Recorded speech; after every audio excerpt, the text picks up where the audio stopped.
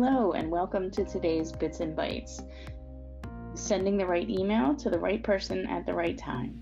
My name is Sharon Mostyn and I'll be your instructor for today's session.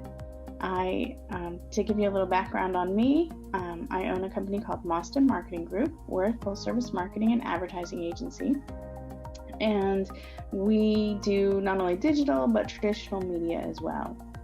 Email marketing is one of my favorite topics, and so I'm really looking forward to today's session.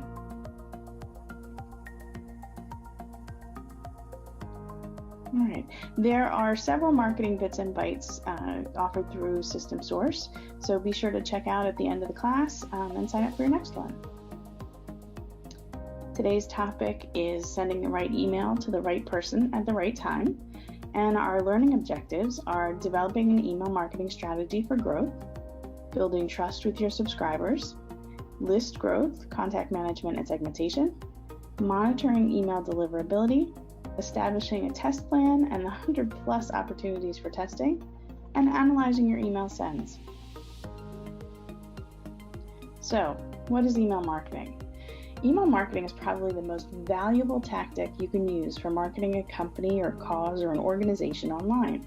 Once you have an email list of engaged and interested users or subscribers, successful email campaigns tend to operate across the entire customer journey, from the initial introduction through post-purchase loyalty efforts. Email is the most versatile B2B channel, which is equally effective for engagement and conversions.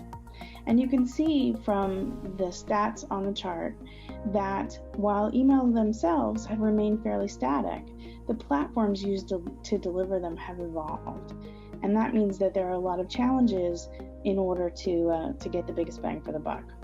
Email is still the single greatest driver of return on investment, not necessarily revenue, for most companies.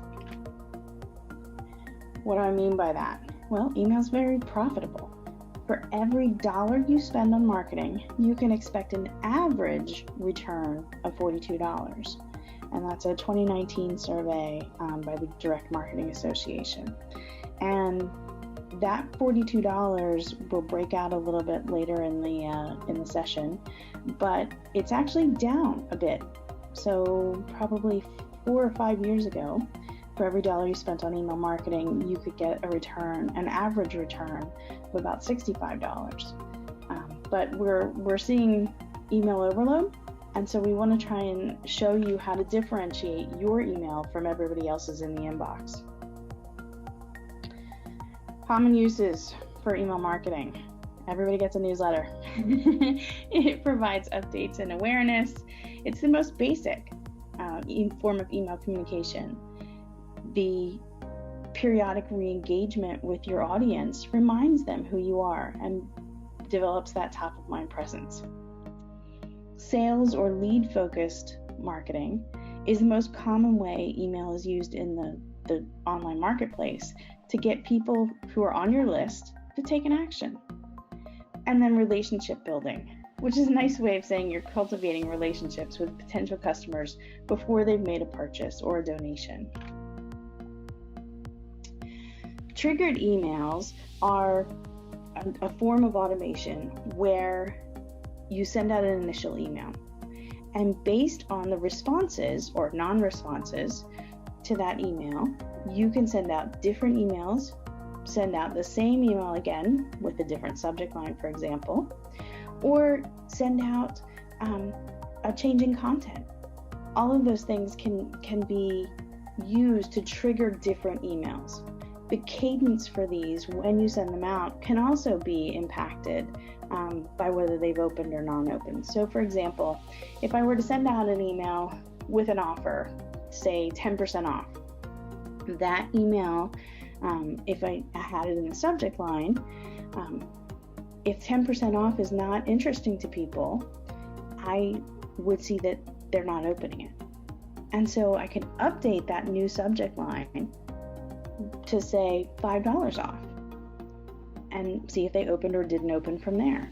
And if they did open, whether they clicked on the actual $5 coupon or whether they made that purchase, to follow them through that triggered email system. If they opened the original 10% coupon and they didn't click on the ad, even though I told them that I was giving them 10% in the subject line, I may want to change the content of the non-clicked ad and send them another email. So I know that they're interested in 10% off, but what about the content itself inside the email wasn't interesting enough? Hopefully we can get them to open that second email, click on it, and get the lead or the sale.